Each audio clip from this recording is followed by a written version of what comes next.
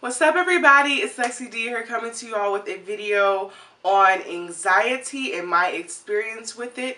Recently I had my first interaction with anxiety. It wasn't a pleasant experience, but I felt like I should put it out there for those of you who are familiar with it or who may have to deal with it at one point in your life. So if you want to hear more, then keep listening and let's get started.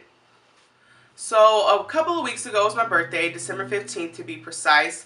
The entire weekend was basically a birthday turn up. That Thursday, me and my friends went out to LA, and then for Friday and Saturday, and Friday and part of Saturday, we went to Santa Barbara, and then Saturday evening, we came back from Santa Barbara and I had an ugly sweater Christmas party. This was the first time I had an entire weekend planned, and then on Sunday, I planned on spending the time with my family. And so this was the first weekend that I had a lot of stuff planned. I'm usually good with stress. I'm someone who likes to stay busy because I feel like I'm really productive. But there's this strange feeling came upon me towards the end of kind of the drive home from Santa Barbara. I drove there and I drove back, and I thought maybe it was because I was sitting in so much traffic that I just felt off or I felt tired. But it wasn't tired. I didn't feel tired. It was this strange feeling I had never felt before. And it became exacerbated kind of towards the end of the night where I had the ugly sweater Christmas party. I had the feeling right after coming home from Santa Barbara. Then I had the party with my friends and everything was good. I was having fun. The feeling was coming and going. And then once everybody started leaving, I just had this mental breakdown. And I think what caused it or triggered the feeling was me thinking about everything that happened to me this year. Because for those of you who don't know, this year was very trying on my health. You know, finding out about me having Graves' disease, which is a thyroid, which is also known as hyperthyroidism and is an issue with your thyroid. And also finding out I have scalp dermatitis, which is a condition of your scalp. None of these are contagious, just if you're wondering. None of them are contagious.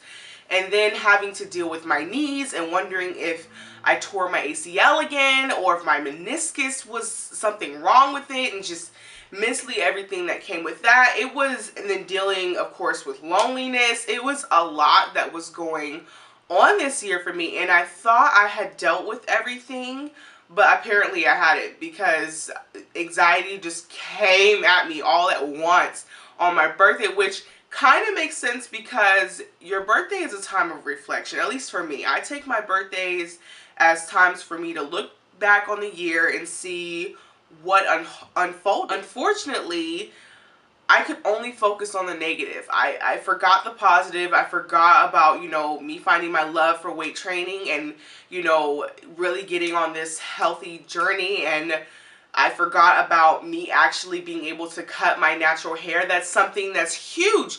But at the time, that feeling, all I could feel was negativity, and I felt doom. And if you felt anxiety before, you know what I mean when I say doom. I know it seems like this dramatic word, but even before I looked up my symptoms on what was going on online, it was doom, because it was right in my chest, and it wasn't as intense as a panic attack, but it still was something that I felt like I was off. And the night of my birthday, after I had dinner with my parents, I told them, can you take me to urgent care? Because I don't feel right. I feel off mentally, emotionally. I'm very unstable. The entire day of my actual birthday, I had that feeling. As soon as I woke up, I didn't bother putting on makeup. I just got in the shower, got dressed, went to my parents' house. And, my dad asked me what I wanted to do, and I said, let's just go to dinner. And he said, that's it. And it was really the only thing that I was kind of up for. And at the same time, I didn't eat the entire day pretty much. Even when we went to dinner, I took nibbles of things, and I brought most of my food home because I did not feel good. It was such a horrible feeling. And it wasn't until about 4 days after that I felt at 100%. And when I went to urgent care, I remember walking up to the person to check in, and they asked me what was wrong, and I just burst out in tears. Like, every time someone asked me that day what was wrong, I just burst out in tears. When I was sitting in the doctor's office and he asked me what am I feeling, I burst out in tears. I could not control any of my emotions, and it felt even worse because it was like, this is my birthday. Why am I so on my birthday? It's supposed to be the one day out the year that you feel amazing, but it was the worst day for me out of the year, if I'm completely honest. Anxiety for me was even worse than the loneliness. The feeling of it was just like, again, that feeling of doom in your chest, feeling like someone was gonna die or something bad was gonna happen, but it wasn't targeted towards anyone. So I didn't feel like specifically someone in my life was going to die or someone in my life was going to suffer from something. I just felt in general like something bad was going to happen. And it's weird when you go through it. It was my first time. Hopefully it will be my only time. But I remember trying to find friends of mine who have felt this feeling, and a lot of them told me, you know, at least the ones that I called, they were like, I haven't felt that. And I felt even more alone, and eventually I had to mentally like tell myself, well, when I went to the doctors, they gave me some medication called Lozapreme. I don't know. I will put the exact name below, and I only had to take it that one time because he told me to take it only when I had that feeling, the feeling of anxiety. And so it helped me to sleep, because that was another thing. I could not sleep. I just was up, or I'd wake up every hour. I was half asleep. It was just horrible. It was a really bad, dark feeling.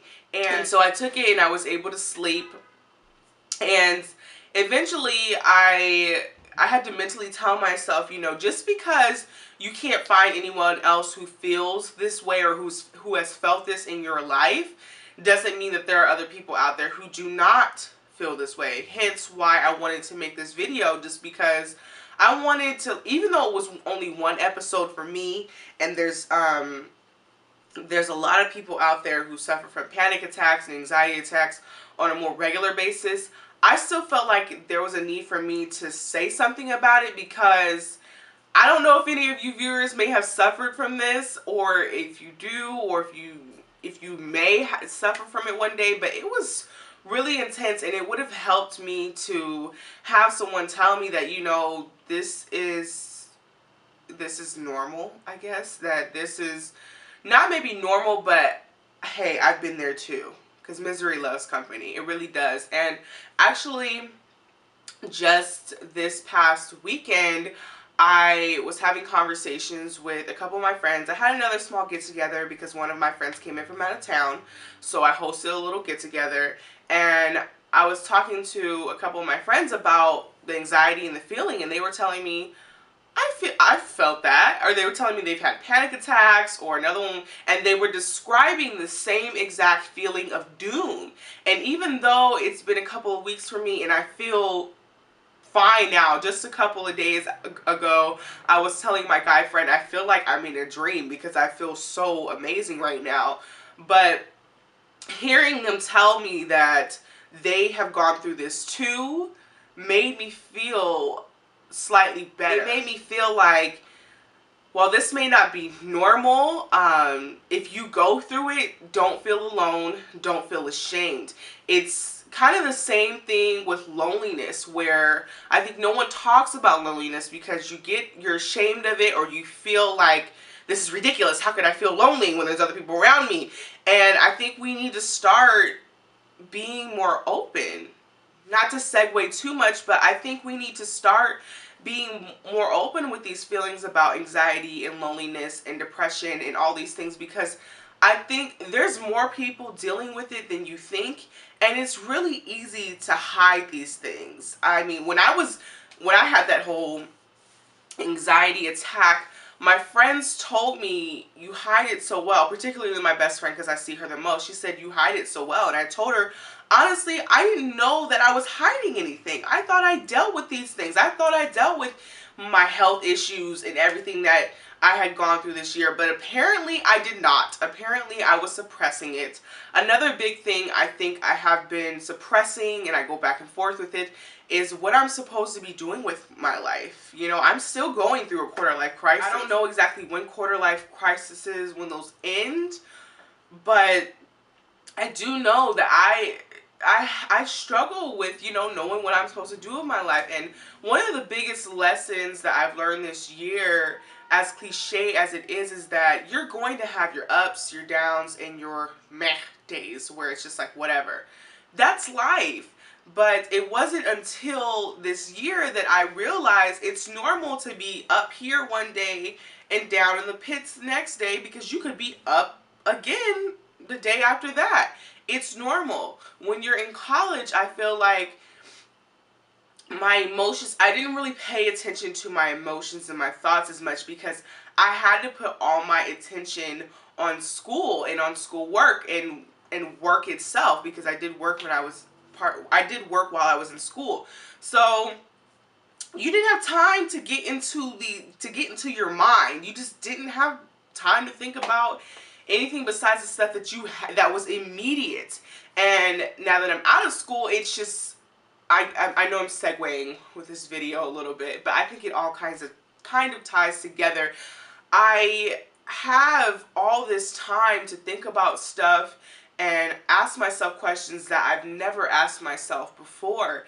And so wondering what your purpose is in life versus wondering when you're going to get this essay completed is two completely different trains of thought.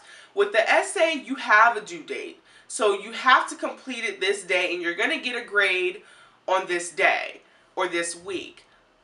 Your purpose in life, some people don't ever figure it out.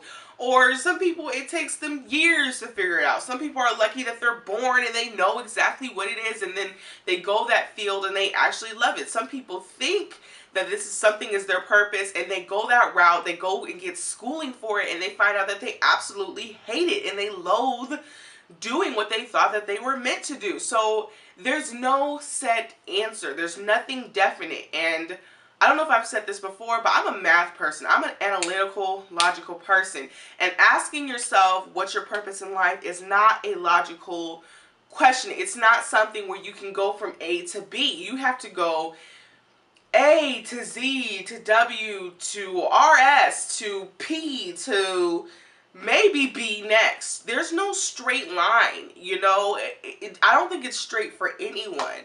But I think, you know, definitely what triggered the anxiety was reflecting on this year and knowing that it was a pretty tough year for me. You know, I think I'm someone who tends to stray on the positive side with my life.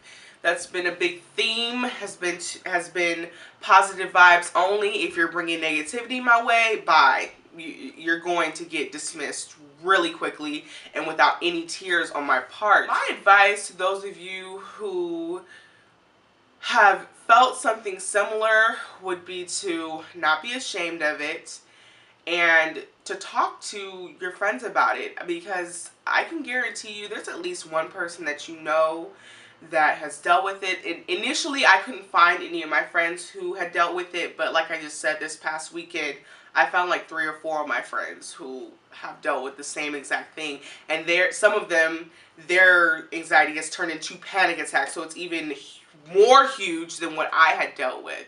So I'd say don't be ashamed, talk to someone about it, and if it really gets that bad, maybe a therapist or maybe going to the doctor would help, because it's a feeling of you know when you feel like you're not yourself and something is just off, but you can't really put your finger on it. So I hope this video helps some of you feel like you're not alone in going through this. If you have gone through this or you are currently feeling this way, even though I only had one episode with it, it was really intense, and I think going through stuff like this only causes me to be more of a compassionate person, because now I know how it feels if one of my friends tells me they're feeling anxiety. And I need to also note that anxiety and nervousness two completely different things. And usually I think the way that anxiety, the word, is used is not accurate. It's not, for someone who has not felt that feeling of doom, that true feeling of anxiety, then you may be in like school and something and say, I feel anxious about this exam. That's a completely different feeling of feeling like something bad is going to happen or someone's going to die. Anxiety is real. And so, again, I hope you all enjoyed this video. I know it's on kind of a somber note and we've had the holidays and the New Year's coming up, but I always aim to keep it real with y'all. No chaser, okay? Real, no chaser. So if you like this video, give it a thumbs up. Also, feel free to leave a comment below of any questions you have or any of your experiences with anxiety. I will talk to y'all later. Happy New Year, and yeah, bye guys.